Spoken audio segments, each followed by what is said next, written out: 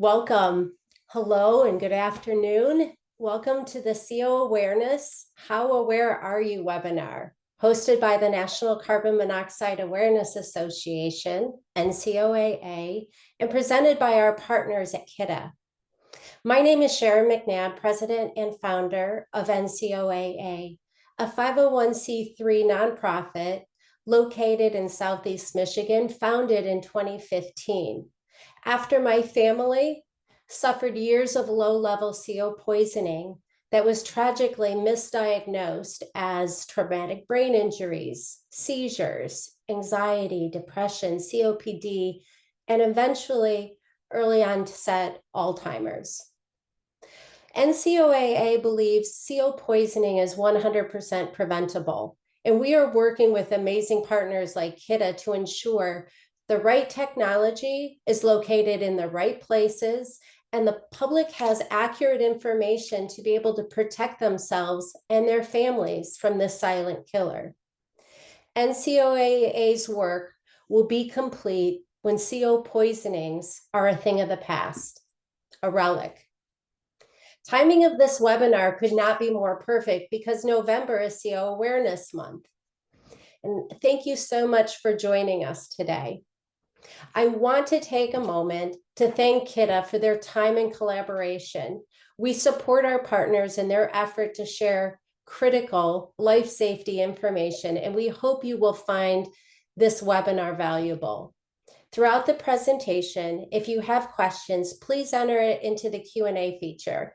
At the end of the presentation, our Kidde partners will answer as many questions as possible while we're live. As the webinar concludes, you will have access to a brief survey. Please take a moment to complete it and help us gain an understanding of how to improve our next webinar. Without further ado, I'd like to introduce to you our guest speakers from Kidde. James Schott, Associate Director, Connected Devices, Services, and Strategy.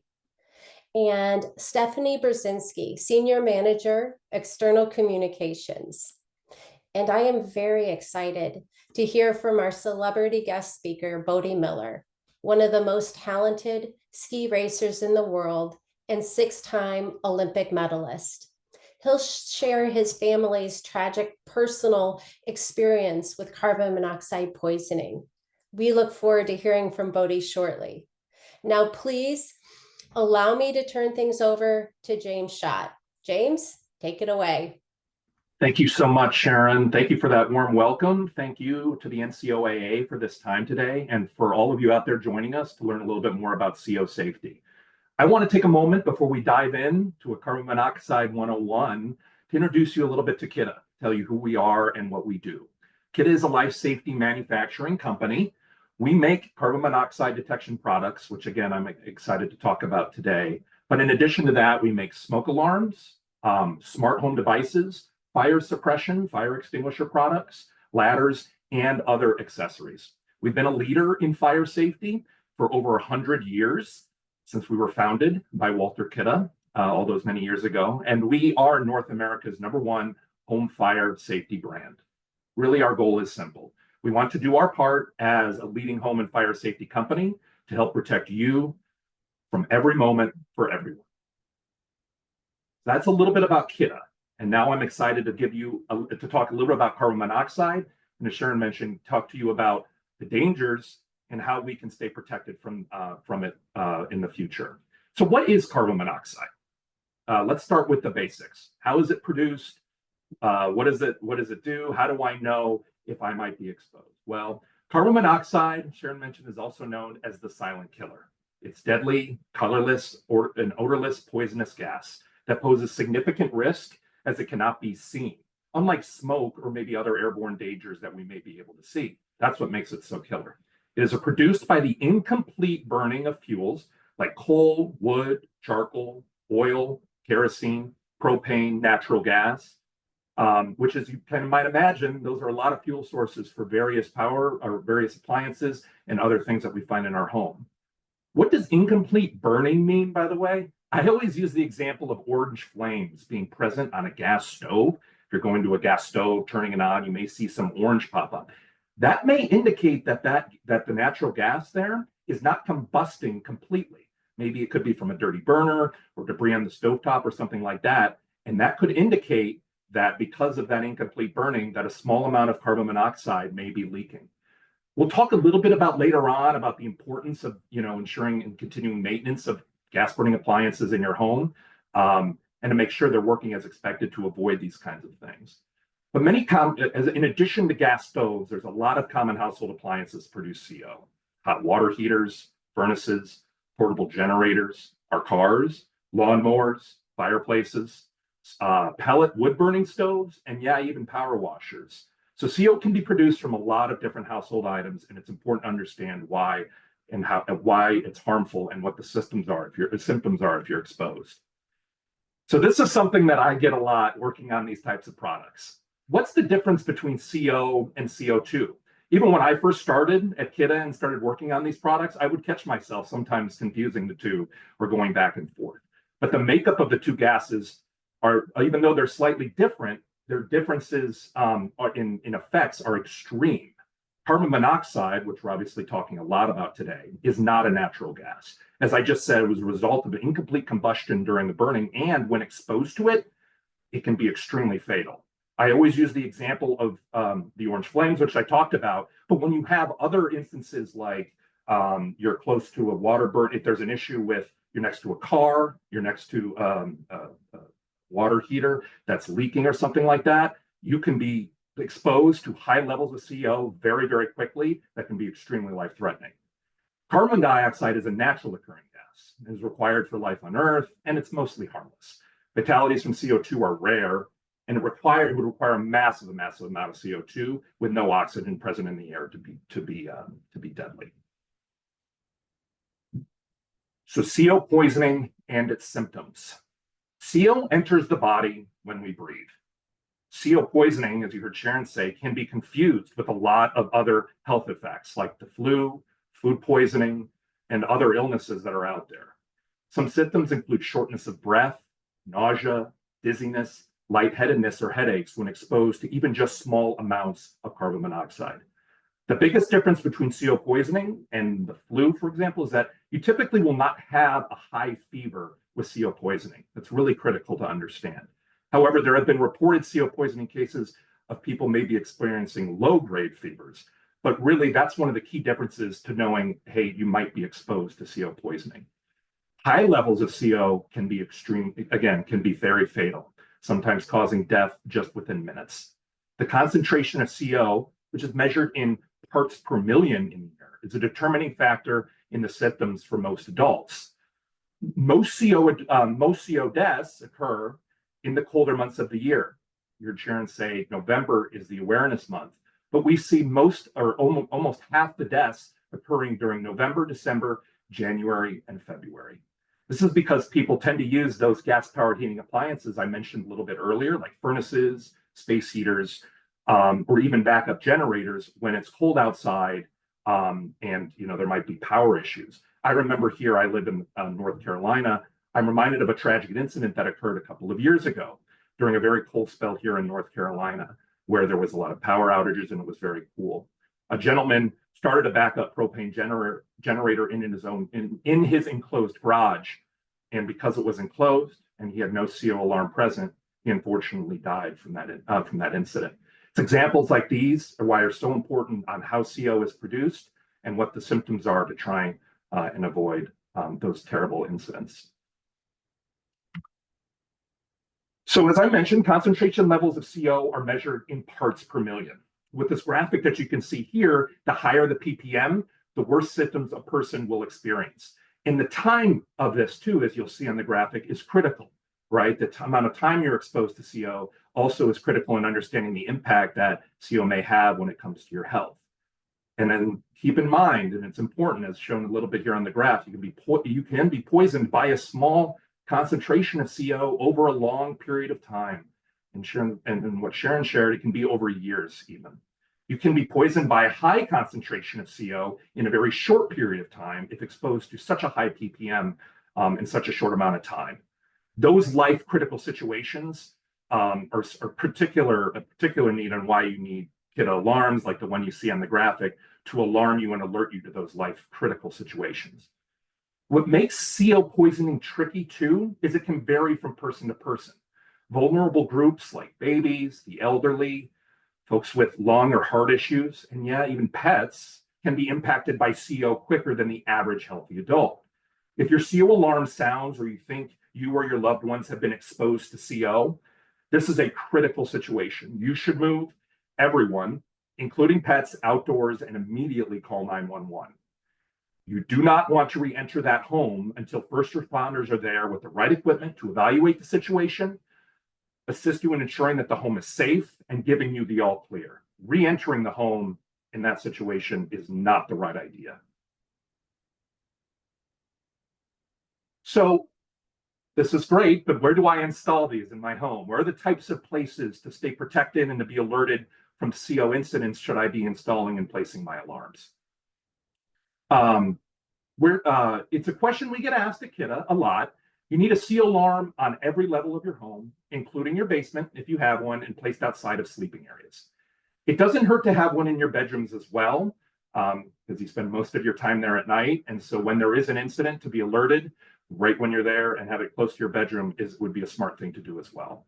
As far as where to install it, you want to follow, Kidde's instructions, the manufacturer of the alarm's instructions on where to place your alarm, but you don't want to have it too close to a fuel burning appliance or too close to a window, because that could generate some inaccurate readings.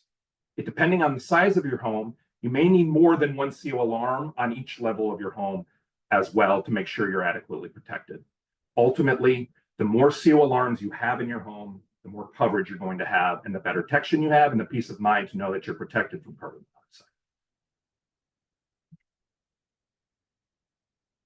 So not just CO poisoning, CO poisoning in the home is a serious issue, but unfortunately, it's also becoming a common travel nightmare as well.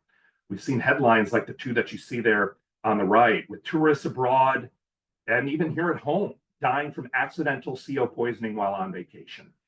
And unfortunately, only some states, around 14 states, require the installation of CO detectors in hotels and motels. So understanding this and being prepared to look at where carbon monoxide, when you're traveling, to understand the exposure of carbon monoxide is really critically important. We know this is top of mind for many people, so we offer, like the one shown on the left here, a battery-operated portable CO alarm that can be used for travel for you to make sure that you're protected and that there's no leaks or anything present in that space that could result in you being exposed to dangerous levels of CO. It's important to not only have CO alarms, but it's important to maintain them and to make sure that they're always working properly. Right? You should test your alarm at least once a month by pressing the test button, like the one you can see there for our device there on the right. You can see the test button there. It's important to do that to ensure that the alarm is responding and will alert you appropriately. CO alarms is a little less known. CO alarms don't last forever and need to be replaced every 7 to 10 years, depending on the model that you have. As it relates to the alarm technology, UL, which you'll see there on the 2034 fourth edition that's going to be coming effective, UL stands for Underwriters Laboratory. They're the folks that develop the standards for many products you'll see out there in the market, and including these carbon monoxide alarms. We're currently under the 3rd edition, which is a certain standard of requirements that every CO alarm must follow. We'll be shifting to a new edition beginning in June of 2026. These new CO alarms and this new standard is meant to provide more safety for homeowners. New features are going to include battery trouble signal, meaning that if there's an issue with the battery, there must be an alarm to alert you so that you know that if the battery is out, that you're aware of that and that you don't have a product that's not working. The battery compartment will only close if there's a battery in place. Again, another way to ensure that it's being powered appropriately. The unit must beep whenever it's time to replace the entire alarm. That's something that people don't realize. CO alarms don't last forever. They have a lifespan between 7 to 10 years, depending on the model. So getting that alert to alert you that the CO detector has expired is critically important to make sure you stay protected. And finally, all hardwired or plug-in CO alarms after June 2026 will have power surge immunity as well. ensure they're not damaged if there's ever a power incident or a surge at your home, and it works as appropriate. Just like many devices in your home, CO alarms are getting smarter and more connected as well. Kidde offers a plug-in CO alarm that connects to your Wi-Fi and actually comes with an indoor air quality monitor. And with that, with your phone or tablet, you can get real-time alerts through our new Kidde app, via text message, or through an email to give you the peace of mind that if there is a CO incident at home, you'll be alerted not just by the audible alarm, but through the app as well. So if you have, let's say you're outside the home and you have loved ones at home and you're not at home to hear that alarm, through the Kidde app and with that alarm connected to Wi-Fi, you can be notified. So finally, how can I prevent CO exposure? The first thing, make sure you have CO alarms installed in your home. Again, as I mentioned, one on every level, outside sleeping areas, in a room where there might be a fuel burning appliance, all of those areas of the home, it's critically important to make sure that you have CO alarms installed to make sure you're protected. Talked about making sure that you're testing them monthly to make sure they're working properly is really the for sure way to make sure that you're staying protected all of the time. Other things that you can do, where I talked about the sources of where CO can come through or where it can be produced. You want to make sure you're examining your vents and chimneys, things that might look like improper connections around those fuel burning appliances, cracks, rust, stains. If you see that stuff, that might mean that you might have a leak present. You want to make sure to, call the right professional to check that out, because there could be a chance that there could be some CO being leaked there. When it comes to some of the appliances, you want to make sure you're hiring professional technicians to evaluate your HVAC on a regular basis, something I do. Make sure you want to check your vents, like I said, chimney, flue, to ensure that no CO is leaking from any of these things that you have in your home. It's also important that if you have a new appliance that's coming in, a new gas stove or something like that, make sure they're installed properly, the connections are secure, all that stuff, and make sure you're following manufacturer instructions. You only want to make sure, I talked about UL, you want to make sure you're buying appliances that have been approved by a laboratory like UL, which, again, Underwriters Laboratory, to make sure that you're using something that's gone through some testing to ensure that it's functioning as appropriate and you're not going to experience any leaks. You never want to use a gas range or a stove to heat your home, right? You want to make sure you have a properly working furnace, and that's really the right way to do that, because using gas range or stoves could lead to a lot of carbon monoxide being generated into your space. Again, another producer of CO is your car. You never want to warm your car in the garage, right? Or leave it running in the garage or in an enclosed space. That's going to generate just tons of CO and put yourself in a very, very bad situation. I mentioned the story earlier, you never want to use a generator like that gentleman did in an enclosed space or a garage. If the door is open even, you always want to put a generator 20 feet from your home or other structures that have exhaust where a lot of CO is coming out. You want to have it far, far away from the building to ensure you're not getting that high ppm level of carbon monoxide near you and breathing all that in all at one time. So as you can see, there are many ways to help prevent CO exposure, but the most important thing to do to keep your family safe is to make sure that you have CO alarms in your house, that they're properly installed, because that will alert you and make sure that you stay protected from CO poisoning and the effects that it can bring.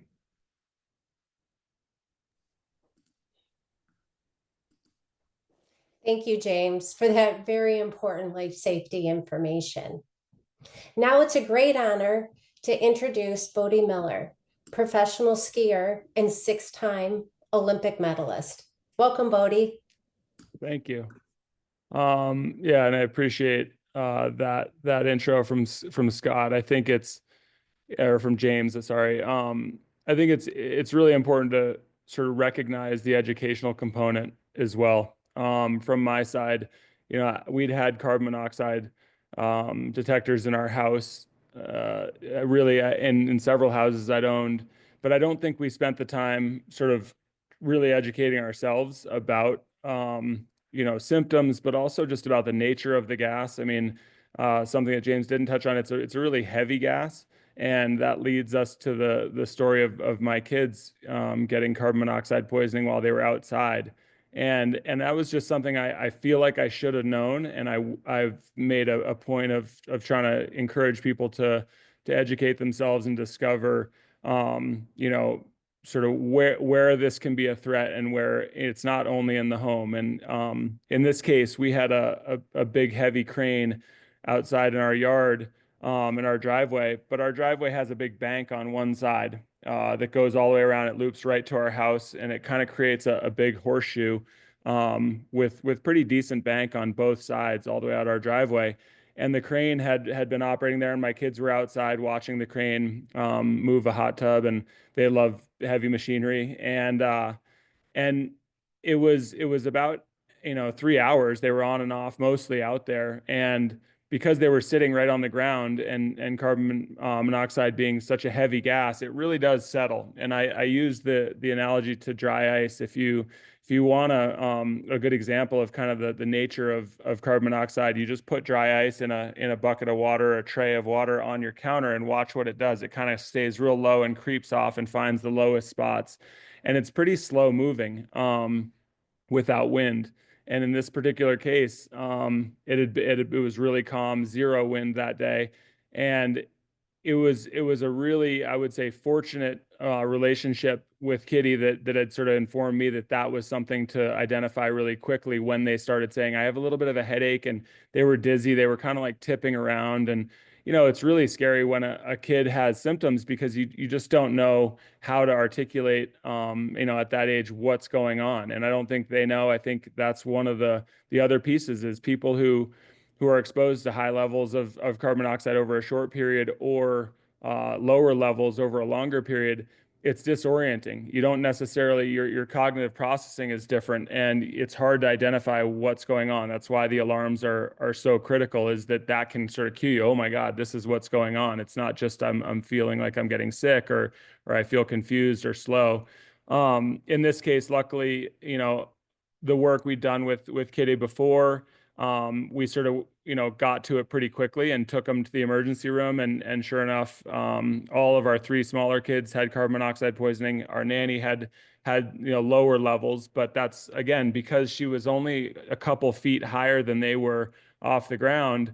Was part of the reason that she was not noticing the effects as well. So I think the only real sort of takeaway for me was, beyond what I already knew, was education, and sort of understanding the scenarios, the situations where this can be really life-threatening. And the more education we can push out there, that's why I'm happy to be a part of the panel today, is the more education you can push out there and people understand. You don't want to, ideally, you don't want to have that lesson learned the hard way. You'd like somebody else to sort of inform you, hey, this is a real, it's a deadly gas. It happens. I mean, we all know it happens. It's present. We have lifestyles that put us in and around appliances and machinery and things that produce carbon monoxide. And it's not something that you just, naturally would be alerted to. It is past our capacity to identify when you're being poisoned. And I think that's something that people need to take very seriously. So, I believe that the solutions are multi-tiered, as you can imagine. We have carbon monoxide detectors in every level of our house, just as recommended. I think that's an obvious, really important step that people need to take seriously. We tested it afterwards as well, to see if the Kidde detector outside would have detected the carbon monoxide that poisoned my kids, and it did. It was difficult, because you need to have a day that's fairly calm, but it was within about 40 minutes of having a big rig in our yard. Two detectors went off outside. They were plugged into outside sockets, and they were about 18 inches off the ground. So a kid who's sitting on the ground is gonna definitely feel that in that amount of time. So I think, for me, I appreciate the invitation to be a part of this and speak. I feel obligated, as I think a lot of people would, that when you've seen it firsthand, and you've seen the effects on your children, or on people in your family, or people around you, it puts it in a different light. It's not a hypothetical. It's not a theoretical threat. It is a very real thing that we all are surrounded with all the time. So, I think education's a big part of it. I've talked to a few people about sort of educational campaigns around it outside of this that can reach more people. And I feel a little bit frustrated that as a parent, I had 7 kids and had never once really had anyone tell me, hey, this is a real threat, particularly for little kids, because they might not notice it, or they don't even identify that it's a danger. So yeah, I think the only thing I would add to James's sort of list of things is that educational component. Understand what the gas does, why you want to put something far away from your house, why having doors open. We open our doors a lot. Windows are great, but the problem is they're off the ground, and carbon monoxide will settle down low. The other 2 things are, carbon monoxide is a really sticky gas. When it gets in your system, that's why it's there's a cumulative effect as well. It'll connect on to where oxygen would normally connect onto in a cell, and it'll stay there, and it doesn't like to come off. So, if you've been exposed to carbon monoxide in your garage, for instance, and then 3 hours later, you're exposed again, that same carbon monoxide that you were exposed to in the beginning can still be in your body, circulating, attached, and then you're just compounding it by being exposed again. So over the course of a day, say you're doing work, and you're in and out, and you don't think that's a big deal, and you start to notice a headache or dizziness or any of those things, it's just, again, in my opinion, it's education. Understanding those components of the equation is really important, because those are things that aren't common sense. They're not things that most people would automatically know. So, I think the educational piece is really huge. Thank you, Bodhi, for that really interesting discussion and some data points. One thing that I might also add is that children are poisoned and they feel the negative health effects of CO much quicker than adults, simply because of the size of their body, but also because their oxygen metabolism is much higher than adults. So it's really important to protect the children. So with that, thank you again, Bodhi. Really appreciate you being here today and sharing your story and giving us some tips and tricks. With that, I'd like to turn it over to Stephanie Brzezinski. Stephanie, please take it away. Thank you so much, Sharon, and thank you again to Bodhi. That was a really powerful testament to the impacts of carbon monoxide poisoning. And you'll hear more from Bodhi in just a bit when we discuss, we go into the Q&A portion of the session. So hello again, everyone. My name is Stephanie Brzezinski, and I'm a proud champion of Kidde's Cause for Alarm campaign. At Kidde, we manufacture life safety devices with one simple mission, and that is to help protect and save more lives. Unfortunately, when it comes to home fires and carbon monoxide poisoning, it is not an equal playing field. There are groups that are more vulnerable than others who have a higher risk of dying in a house fire from a house fire or from CO poisoning, and that is cause for alarm. In early 2022, there were 2 horrific fire tragedies that took place less than a week apart. More than 24 people died in just these 2 fires, and more than half of the victims were children. It shook us to our core, and we decided that we needed to do more to stop these tragedies from repeating themselves all across the country. We needed to step up, use our brand voice to break through, grab people's attention, and we need to work together with the public and private sectors to elevate the cause. So this is when we launched Cause for Alarm, because the stats are alarming. We also know smoke and CO alarms can help to save lives. So why is safety not the same for everyone? Well, socioeconomic factors, age, disabilities, and access to life safety education and information all have an impact on this. On this next slide, we have a mix of both fire and carbon monoxide related statistics. Last year, the U.S. Consumer Product Safety Commission, or CPSC, released a new report, and it shows an upward trend in CO poisoning deaths. And according to the Centers for Disease Control and Prevention, more people have died from accidental carbon monoxide poisoning in 2022 than any year since at least 1999. The number of CO poisoning deaths increased 85.7% between 2012 and 2022. Now, the deaths seem to coincide with the frequency of natural disasters increasing, and FEMA notes that many Americans are now using portable generators during power outages, often caused by these natural disasters. Since 2009, portable generators have been associated with 764 deaths. That is 40% of all CO deaths related to consumer products. Heating systems are the second most common cause for CO poisoning deaths.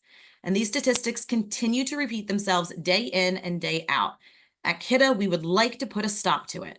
We know working carbon monoxide alarms help to save lives. And we know working smoke alarms can double a person's chances of safely escaping a house fire. Cause for Alarm, or CFA, as we call it for short, is a fire and carbon monoxide safety awareness initiative addressing gaps in education and access to safety measures in our communities. It is based on 3 critical activation pillars. The first is education, and this includes ensuring that fire and CO safety resources are available and accessible to those who need them in multiple languages, as well as partnering with organizations and industry groups like the National Carbon Monoxide Awareness Association, so we can all help continue elevating the importance of CO safety awareness. We want to make sure people are learning safety at a young age and then carrying that with them through adulthood and across all communities. So again, we can help put an end to these statistics. The second is products. What good is it to learn about smoke and CO alarms if you don't have one? So in addition to encouraging families to ensure they have working alarms in their homes, every year in the US, we run a charitable promotional campaign where for every alarm unit purchased at participating retailers, a $1 contribution is made toward alarm donations to communities in need, up to a total retail value of $1 million. That promotion is ongoing right now through the end of November. And I can tell you that we wind up donating well over $1 million worth of smoke and CO alarms every year. And that's in addition to the ad hoc donations we do too. The third pillar you see on your screen is systemic change. We can't drive meaningful change until we drive systemic change. And that means ensuring that regulations, legislation, and codes are in place to help protect everyone. For example, this includes having requirements for 10-year sealed battery alarms to help minimize the risk of people removing alarms or removing batteries and not replacing them. And this is not in just one state or two, but in every state in the US, so that all communities are safer across the country. Just recently in July, a new law went into effect in Tennessee mandating that all child care agencies have a CO alarm installed in every room where care is provided to children.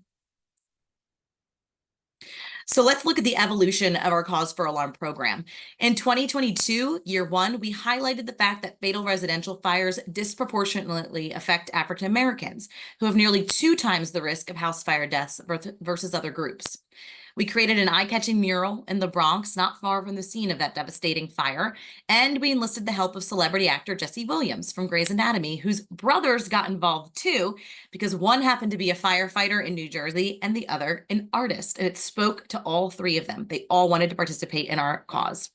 So they helped us to spread the message far and wide. Last year, 2023, we started our focus on children because we know they are very well prepared on what to do in the event of a fire at school, but not so much at home.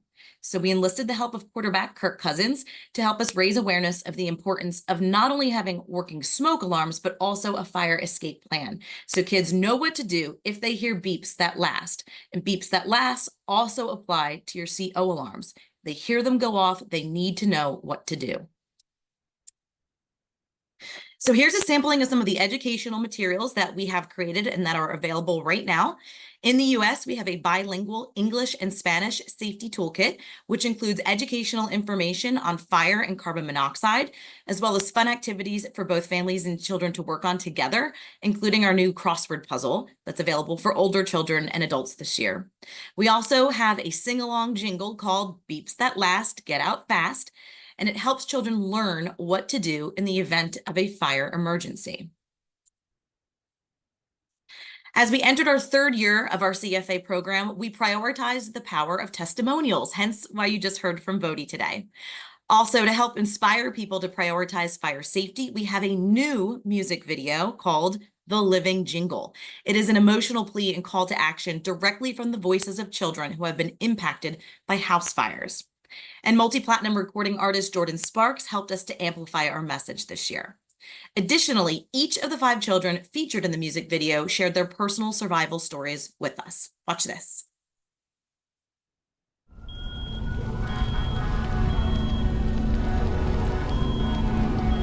When you hear beeps, beeps at last, that's when you know you have to get out fast.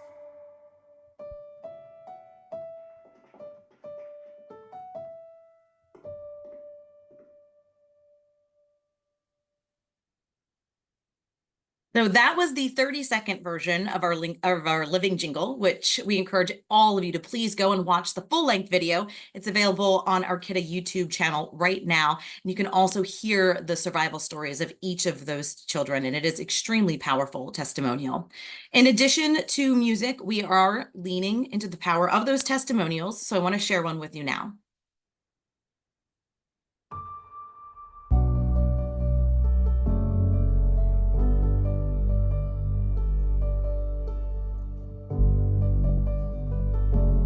So on the day of the fire, I was home alone, just me and my dog, just sitting on the couch and reading.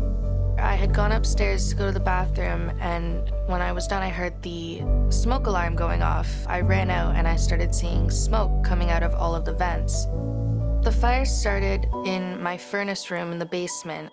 The wires in it had short-circuited and caught the actual vent itself on fire. I knew I just had to get out. The last thing I remember seeing while getting out of the house was how the rooms were filling up with smoke, and once I got out, I could see the smoke filling up through the windows as well. If I didn't have the smoke alarm, I probably would have breathed in a lot more smoke than I did. The scariest part of the whole fire was probably that I was alone in the situation. I'd never expected something like this to happen to me, but it can happen to anyone.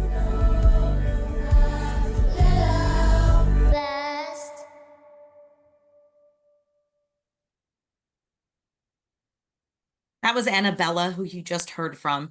And as we continue to expand and grow our Cause for Alarm program, our goal is to create more powerful testimonials and similar content around carbon monoxide awareness and safety as well. Another way to reach as many people as possible with CO safety information is through our critical partnerships, such as this one with the National Carbon Monoxide Awareness Association, and powerful testimonials and stories from our celebrity partners like Bodhi Miller. So thank you both to Sharon and Bodhi again for their partnership. We've also partnered with community organizations such as National PTA and Habitat for Humanity. Additionally, all of you are our partners. You can help us in spreading the word through the power of social media and by word of mouth. Talk to your friends, your neighbors, your family about fire and carbon monoxide safety. Also, again, remember in the US through the end of November, if you purchase an alarm, it can be a smoke or a CO alarm at a participating retailer. $1 contribution is made toward alarm donations to communities in need, up to a total retail value of $1 million.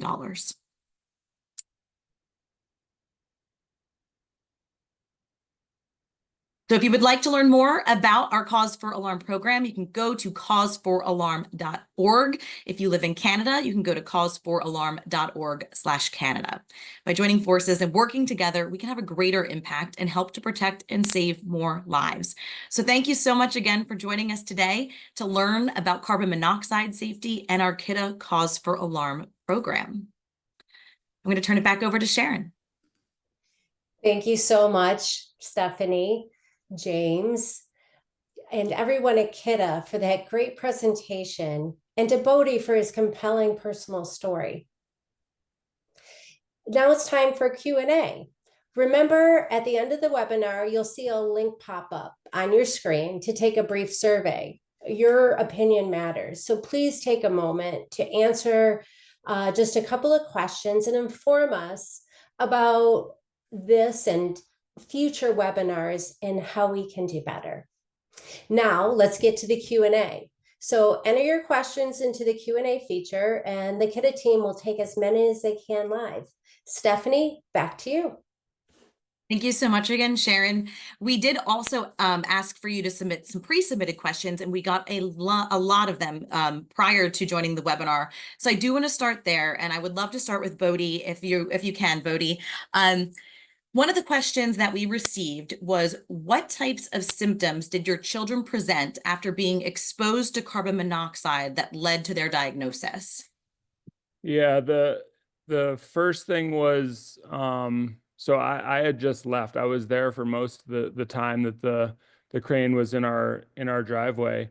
And weirdly, I saw, as I was leaving, the kids were outside, and one of my twins, they were 3 at the time, stood up and kind of just fell over. Like, I mean, that happens with kids anyway, but as a parent, you can kind of notice the difference. Like, he stood up and just kind of like tipped over and put his hand on the ground, and like I kind of thought it was weird, but nothing really jumped to the front of my mind. And then I left, and as I was driving down the hill, so this is only 15 minutes later, and I think he was just probably mesmerized by the crane and all that, so he was disregarding the discomfort he was in.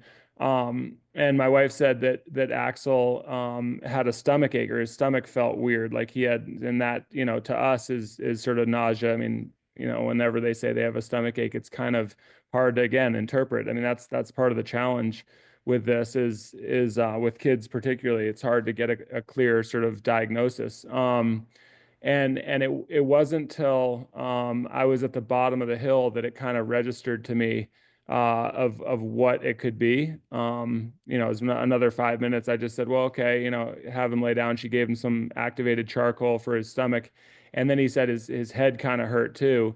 And I was on the phone with her, and I said, have him stand up and kind of close his eyes and just see how his balance is, because that, to me, as I've sort of dug into it, is one of the things that you can notice pretty easily, especially with young kids. If they're a little bit wobbly, or their balance is weird, or they just seem like they're tipping sideways a little bit, even if they can stand. And she said, yeah, he says he's dizzy, or his balance. And I said, why don't you throw all the kids in the car and bring them down? Because I was just down in town. I said, I'll wait. So she zipped them down. But in the car, she really started to get concerned, because at that time, I mean, just climbing in the car, they were really dizzy and kind of disoriented. And and again, it was really only he that was showing symptoms. And at that point, I was like, I bet it's the crane. I bet, I didn't know if it was leaking into the house, or if it was just outside, or, again, I sort of chastised myself for my level of education of thinking that outside was fine. But the concentrations were just high enough in the circumstance, as I said, of how it all worked out. And so, yeah, we got to the hospital, and luckily, I think, for us and for them, we sort of already had an idea. I said, I think my kids have carbon monoxide poisoning. Can you check it out? And it's a weird thing, because they immediately are like, oh, did they eat something wrong? What is it? Because they're starting from scratch. And the fact that we sort of had a little bit of a heads up that it could be that, I think accelerated the process of getting them on high concentration oxygen. They were on oxygen for 4 hours about. That's about how long it took. They were at 400, over 400 parts per, I guess, per billion, in their blood, that once they measured that. And they were kind of different. But it's weird too, because that cycles, which was strange, because if you test their blood at one point, it can be a little lower, and then 30 seconds later it can be higher, and then drop back down as that carbon monoxide cycles through their body, because again, it's in little, it's attached to red blood cells, I guess. But it was again again in that we had that heads up, because I don't think the hospital would have identified what it was very quickly at all. Again, it's a very kind of confusing, hard thing to diagnose, and that's sort of where I think it comes down to the individual's level of awareness and knowledge, and kind of understanding what could be the case. Because just like several other things. I mean, you know, we obviously we lost a child to drowning, and whenever a kid is kind of, you know, too quiet or missing, the first place we go is there. So when you have symptoms like that, I would encourage people, the first thing you want to check is your situation. You know, is there a chance that you're continuing to expose yourself while you're trying to diagnose this process? Because that can be a really dangerous situation as well. And you know, I think prioritizing how you assess where risk is should be directly calibrated to the danger, right? And this is something that can kill somebody. A stomach ache, sure, it's, you know, it's a pain, but it's not a problem. You want to eliminate the situation that can lead to the worst outcome the most quickly, and that's where I think you know, we've improved since that incident. But again, that's why I feel like sharing it's important, because I don't want other people to kind of, you know, have to learn the hard way. Thank you so much, Bodhi. We really appreciate you sharing that personal story, because as a mother of two little girls, you know, I worry about this every day, and being in the industry, I'm lucky I'm more aware of it than perhaps most people are, but that's why we really want to get the word out there. So thank you so much again for answering that question. I do want to turn things over to my colleague, James. A question came in, James. What sort of solutions does Kidde offer for low-level CO detection? That's a great question, Stephanie. Yeah, and you heard me talk about in my section around that, you know, when we looked at the graphic, the different amounts of ppm in the air over what periods of time. And you also remember I talked a little about UL, Underwriter Laboratories, which sets the standard. So the standard that I talked a little about is standard 2034, right? And that standard really is written for CO detection at a very life critical situation, right? If we have ppms, fortunately, like where Bodhi's kids were at 400 or something like that, we want to be alerted immediately that there is a critical life safety situation, and that unless you remove yourself fresh air, remove yourself from the environment, go to fresh air, you are in real life-threatening immediate danger. However, you also heard me talk a little bit about exposure at lower levels over long periods of time, right? Even years. If there's carbon monoxide present at low ppm, there are cases where at certain low ppm levels over a long period of time, you're not going to get that alarm alert, right? That's maybe not an immediate life critical situation, but when exposed over a long period of time, could be exposed to it. So what do we do in that situation, to your question? Really, there's kind of a couple of different options. Most of the alarms that have that meet that UL 2034 standard, which is at 70 ppm beginning there, and then again at higher levels, you're going to hear an alarm. A lot of the alarms that Kidde sells, you will see a little digital display or something on there that can tell you down to 30 ppm what the level is. So the alarm might not be going off, but you can see on there from about the range of about 30 ppm on up what the level of CO being detected in your air is. So that is one way. But, you know, one other product that we do offer that I did not talk a lot about is really trying to get it at a lower level where you are getting that alert, right? That actually falls under a different UL standard. We sell a product that is a low-level CO detection, the KN-COU, which actually is in line with the different UL standard 2075, right? What this alarm will do is at a much lower level, again, this is going to be alarm that is for you know, vulnerable groups, babies, respiratory issues, stuff like that. You'll actually receive an audible notification. You'll hear it go off at 30 ppm.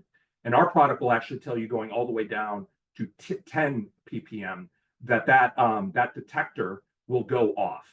I want to be careful on the language around that. Really, the life safety alarm is at that 2030 or 2034. The detector that I'm talking about, a low-level CO detector, is that other one. But that product's available through some of our retailers, and you can find it. But again, if you are a part of that vulnerable group, or you have family members that are part of that vulnerable group, and you want to stay protected and you want to know more about the CO levels at your air at a much lower level, that again, over a period of time could lead to some health issues, those products are out there as well. So thank you for the question. It's a great question. James, would it be helpful to put a link to that particular low-level product in the chat?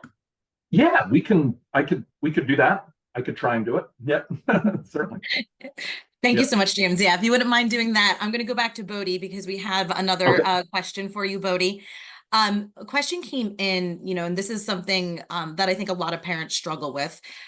Carbon monoxide and fire are two very scary things, right? So, what kind of conversations do you have with your children who are younger to discuss safety with them, and how do you present that information? Yeah, I think we also have kind of a unique situation in that our kids range from 16 down. So a lot of it we kind of try to have them have the conversation because I've told them like there's situations where we're not gonna be right there, or you want to be ready with an evacuation plan or the ability to understand what's happening even if me or mom isn't right there telling you. And a lot of that I think is just about communication, right? The older kids kind of understand it more. They've gone through fire drills and they understand more about the reality of things, whereas little kids it's kind of ethereal. They just kind of think of it as magic or whatever. But I think for us, we travel a lot too. And, in the airports, there's always those, if you see something, say something, to tell people. And I sort of encourage my kids around that, in travel. They're always watching people, and I don't want them to be paranoid, but I think they like people watching anyway, and they like the differences in how everyone operates and how they how they travel and how they prepare. And we sort of parlay that into everything else, is like, be aware of people. If somebody's in trouble, you want to be able to identify that or help if you can, and at least understand the world that you live in and walk around in. So it kind of all lumps together in that sense. But then we do get specific. And after, that incident with the carbon monoxide, as I said, I showed them, when it's cold out, that gas can sit really low. And just understanding that there are things that they can't see. We talk about EMF and, electromagnetic frequencies and stuff. And while they don't understand I don't think the details, the science behind it, they understand the concepts. And we make sure that they're aware that it's totally okay to say something. There's no dumb questions. There's no bad, questions or observations to make. And, yeah, it can be cumbersome when they're always pointing out every little thing, as you can imagine little kids do. But I do think that's a really healthy approach to take, where your kids are really, they're comfortable bringing things up if they feel weird or if they see something or if they have a question. They're first to ask it. And I think in this case, that put the onus on me and my wife to be educated, to not wait for things to happen, and then understand, holy crap, we were living with a true risk, not a is your kid getting enough formula or this or that, things that pediatricians talk to parents about all the time, but risks that can take a kid away from you, that aren't talked about all the time. So, without getting too paranoid about it, we've made it our kind of goal to understand where true risk lives, and versus this kind of perceived risk or things that are inconvenient but don't actually represent any danger. And I think it's been a tough transition, but it's good. And that's why I feel so strongly about education and information being readily available. But at the same time, you can't force it down people's throats. People have to understand that we aren't informed about things that are truly dangerous all the time. I think we assume that our government or our community or our society would do that well. It doesn't do it very well. There's a lot of really risky, dangerous things that are real and that end people's lives and disrupt families every year that we just don't know about. So I'm a big proponent of education and awareness. Thank you so much. And again, that's why this webinar today is so critical and so important, to help spread that awareness and really get the message out. This was a really good question, and it's something that has come up. And you mentioned traveling, Bodhi, and that you and your family travel a lot. People are wondering, do you bring a CO alarm with you on your travels now? Yeah, we do. We have two that we got from Kidde. And I think, again, it's for us as a big family, and it's about creating routines. And and kind of empowering each person. So we give them to the kids because, we'll get connected rooms if we're in a hotel, and we make sure that they kind of have a routine that checks the boxes, right? Because that's a lot of this is, people will get an alarm or, and then they don't think about it anymore. And I think that's the category that I fell into. And it put 3 of our kids in the emergency room. We had alarms, and I was like, okay, that's dealt with, kind of. I didn't really think the whole thing through and see it as kind of an ongoing risk that you just have to constantly kind of be aware of and assess. And there's a lot of things in life that can overwhelm and take priority. And in this case, I think that was our approach, was giving them to the kids and making sure, hey, remember, you want to put this, in your you plug it in and let them do it. And yeah, that's been part of our routine since that incident. But before that, we didn't. And it's something that I am aware of in hindsight of all the different places I've traveled with kids that just, again, it's not a part of their culture. It's not a part of their legislation, different rules, and unwittingly or without being sort of cognizant of it, I was putting us in dangerous situations. And I think that's something you want to try to avoid if you can. I love how you said safety should be a part of the routine. That is so true. And that's why we always say, check your smoke alarms or test your alarms monthly, but really make it a part of your weekly cleaning routine. It's easy, right? While you're out there dusting, go ahead and press that test button on your alarms. It's so easy to do. So thank you for speaking to that. That was such an excellent point. Another interesting question. This one is for James. James, if your house is all electric, do you still need to have a carbon monoxide alarm? Another good question. Yeah, you heard me talk a lot about in my space about, fuel burning appliances and stuff like that. But even if your house is all electric and maybe you don't have all that, it still is important, right? Because you can have outside sources that come into the home that could generate it, or that could generate and lead to CO. So like one example I mentioned was like the backup generator. That's something that's maybe being brought into the home, or maybe you're burning or something and you wouldn't think twice, right? Maybe about it, or you wouldn't know. That's why like still having an alarm in place, so when that instance might happen, is really important to keep in mind. Bodie mentioned the situation that he had with the crane and stuff happening outside, sort of a similar situation, right? You might be doing something, you wouldn't think about that, or you wouldn't have it, but you could actually be at pretty heavy risk, again, because of something happening around you, happening outside, that could, lead to a very large ppm concentration of carbon monoxide. So you just want to make sure it's always smart. It's always good to have, like in the places we talked about earlier, that floors, outside of bedroom, stuff like that, to always have protection, even if maybe you don't have all those fuel burning appliances, just because you never know what might happen or what might come up, and you might not think to remember about that, and you'll still be protected. So true. Thank you so much, James. I know we are almost at time, so I just want to take a moment to thank everyone again for joining us. Also, please be sure to take the survey at the end of this webinar. That'll help inform us as we do more of these educational calls in the future. Also, for those of you who have been participating in the Q&A chat, we're going to go back, review all those questions, and try and follow up with as many of you as we can to get your questions answered. So once again, thank you so much and have a great rest of your day.